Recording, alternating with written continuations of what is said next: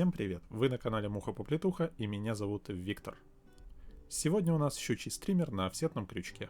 Главное его преимущество, что он не требует специализированного стримерного офсетника с длинной платформой, а может быть выполнен вообще на любом офсетнике, без потери внешнего вида и привлекательности для рыбы. Для начала нам понадобится любой дешевый классический крючок 10 или 8 номера. Приступим. Создаем FlatBase, то есть подложку из нитки, на которой будет удерживаться весь добавляемый нами материал. Теперь подготовим бактейл, отрезаем небольшой пучок длинных волосков и убираем подшерсток. Бактейл нужен для придания некоторой жесткости внутренней части нашего стримера. Он позволит флешабу и крафтфуру почти не перекручиваться вокруг загиба крючка в ходе рыбалки. Обрезаем бактейл под углом и закрепляем сверху нашего крючка. Обрезка под углом позволит в дальнейшем удобнее крепить наш даббинг-браш. Закрепляем бактейл так, чтобы весь пучок оказался сверху крючка. Это позволит правильно сбалансировать наш стример. Часто у щуки агрессивная поклевка, и своими зубами при вываживании она способна уничтожить даже самый прочный стример. Поэтому в процессе вязания я предпочитаю периодически проклеивать или пролачивать места крепления материалов. Теперь подготовим несколько перьев кок-де-леон для хвостика нашего стримера. Можно использовать два пера, однако иногда щука откусывает часть хвоста стримера. Очень выручает, если перьев было 4 или 6. В данном случае я использую 4 пера. Размер перьев выбираем из расчета, чтобы половина, а лучше 2/3 пера, выходила за загиб нашего крючка.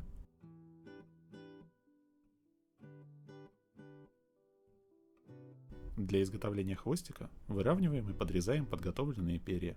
Далее крепим их по бокам бактейла. Длина этого стримера будет определяться именно длиной выбранных перьев.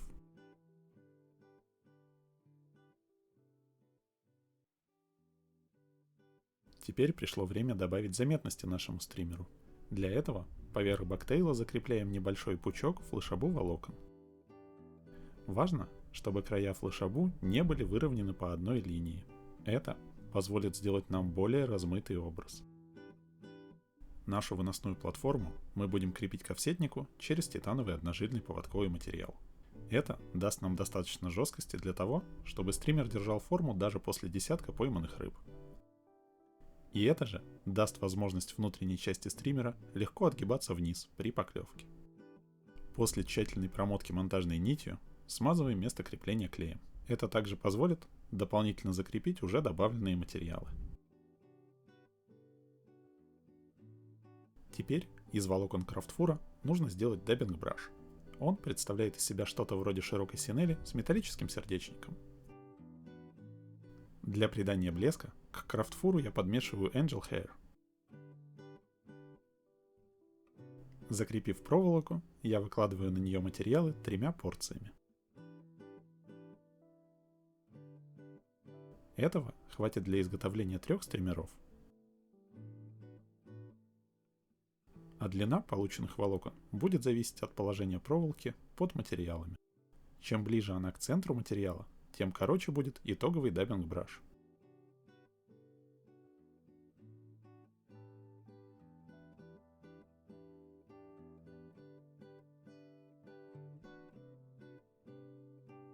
Закрепляем даббинг-браш и наматываем его с небольшим шагом до финишного узла. При намотке лучше периодически расправлять и отводить материалы назад пальцами.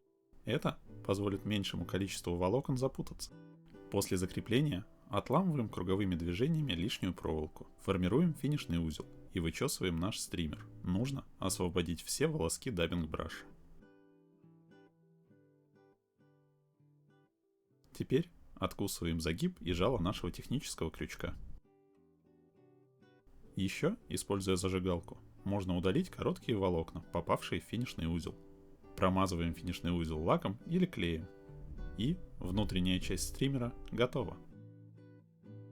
Приступим к работе с офсетником. Тут лучше выбирать качественный крючок от проверенной фирмы, потому что порой придется вытаскивать на нем солидный кусок травы или бревно с зубами и хвостом. Офсетник я использую номера 5.0. Можно экспериментировать с формой крючка. От нее зависит проходимость нашего стримера и, соответственно, засекаемость рыбы. В данном случае я использую одну из самых проходимых форм офсетника.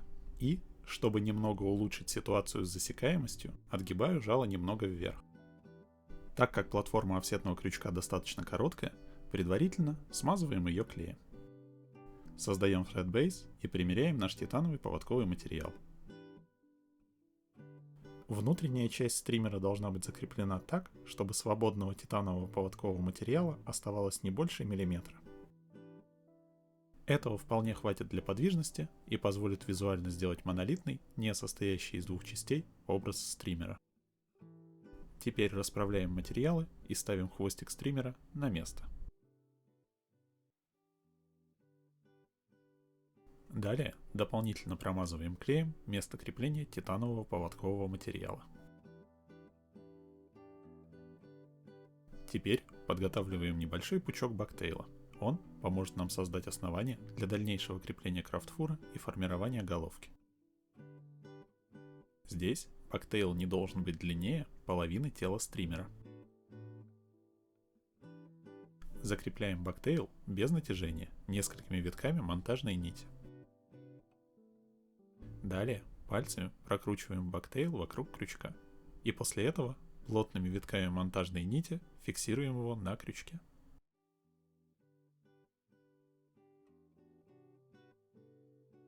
Для головки стримера подготавливаем два пучка крафтфура и небольшой пучок Angel Hair. Теперь показанным на экране методом формируем головку стримера. Сначала закрепляем маленький пучок крафтфура, затем Angel Hair и затем большой пучок крафтфура. Для придания объема крафтфур закрепляется в обратную сторону. Далее пальцами отводится назад и фиксируется монтажной нитью.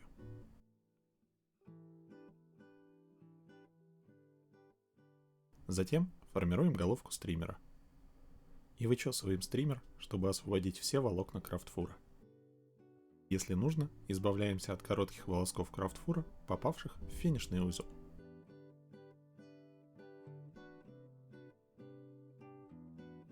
Для завершения образа приклеиваем глазки. Наносим на них небольшое количество клея, ведь в дальнейшем головка стримера будет укреплена эпоксидной смолой. А теперь прищепкой фиксируем глазки до высыхания клея. Подготавливаем эпоксидную смолу. И с помощью зубочистки наносим эпоксидку на головку нашего стримера.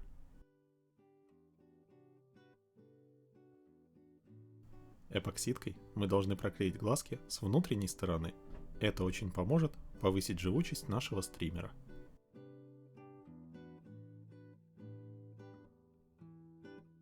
После нанесения эпоксидки еще несколько минут поворачиваем стример вокруг своей оси, чтобы эпоксидка правильно распределилась.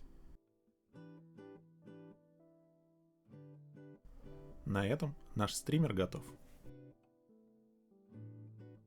Длина получившегося стримера около 6 дюймов. Офсетный крючок позволяет нам проходить почти через любую траву или коряги, без опасности зацепа. Однако, стоит помнить, что чем лучше проходимость приманки, тем хуже она засекает рыбу.